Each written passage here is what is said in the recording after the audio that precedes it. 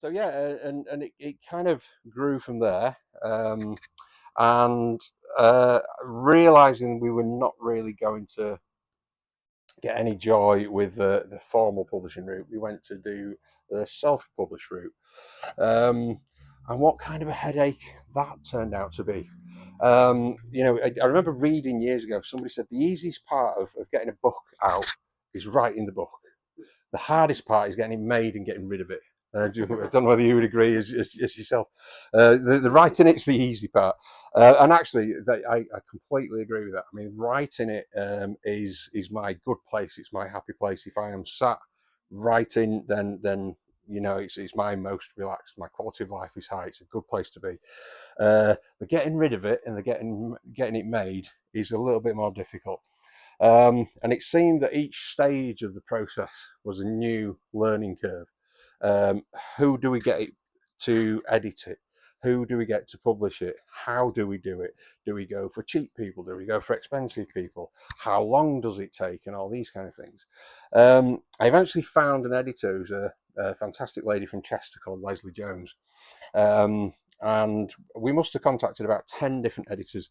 Some didn't get a reply from. Some people just wanted to hack down the word count because they were convinced that books only sell if they're 90,000 words, and that's about 114. So they were, we can chop out 25,000 words for you, and without any thought about the end product, this kind of thing. And the email I got from Leslie's, it was just my gut instinct was this is the right person to go with. So I thought, brilliant. We found the editor, and I contacted her, and she said, yes, I am more than happy to do. She sent me a test sample. She said, yes, I'm more than happy to do your book. It'll be about 8 months. And I was like, 8 months. I kind of expected it back in 2 weeks, and she's like, no, 8 month waiting list. So I sat for 8 months on it and waited, and eventually she did it. And then that whole process took about 6 weeks. Really, really long. And I thought, right, I finally got my finished edited manuscript. I will get it printed, and I'll have books in my hand again within about 2 weeks. So I went to the publisher. It'll be about 4 months. It's like 4 months again. But these are all kind of learning process, and each part of that process you've got to kind of learn it. We're now on to book two, and book two is so much easier because we know all this stuff. We don't have to go through this learning process. We know where the editor is, we know waiting times, we know which publisher we're going to use, we know this whole process, and it's made the whole thing a lot easier to kind of do. So now we are on to book two and book three. Kind of didn't expect it really to be a trilogy. It was never meant to be a trilogy.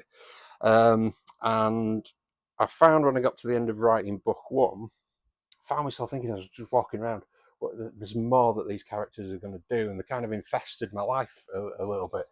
And in the end, it was a case of, I think there's at least another book in this. And what the delays allowed us to do, which was quite a good thing, is actually go back into the original manuscript of that and tweak things so that now it sits as a proper trilogy. And the very end of book three, without giving it away, loops right back to about page in that one, which it wouldn't have done if it had got straight to press and straight out. So again, there's a little bit of universe magic going on there that allowed that to happen. So the second book is called The Sacred Pizza Box List, and it carries on. It's 8 years after that one. It's the same kind of characters. They've grown up a little bit. So we're no longer in Manchester 1998. We're in Manchester 2006 and beyond. And I think one of the things that I enjoyed about doing it is when I first started writing it, I was in 1998.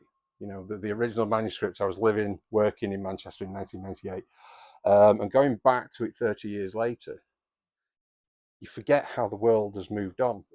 There was no Netflix, there was no Facebook, there was no Instagram. There's a lot of things that we take for granted now. People actually talk to each other. They didn't walk about staring into the phones.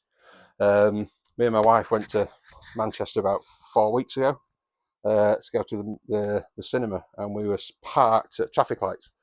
by the Debenhams building. I don't know if anybody knows the old Debenhams building. And there must have been, while we were waiting for the lights change, there must have been about 100 people kind of crossing by.